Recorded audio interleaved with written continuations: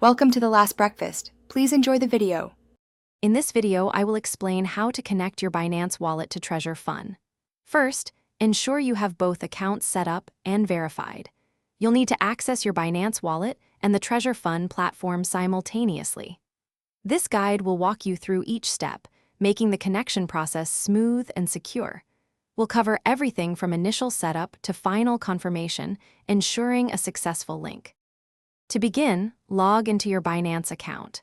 Navigate to your spot wallet or the specific wallet holding the assets you intend to use with Treasure Fun. Select the cryptocurrency you wish to connect, for example, BNB or UST. Carefully copy your unique wallet address for this asset. Double-check the address to ensure accuracy before proceeding to the next step. Now, switch over to your Treasure Fun account. Look for a section like Wallet Management or Connect Wallet within your dashboard.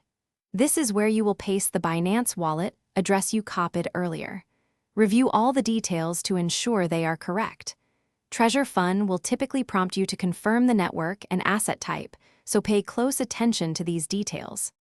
After pasting the address on Treasure Fun, you might need to authorize the connection from your Binance account, often through a notification or email.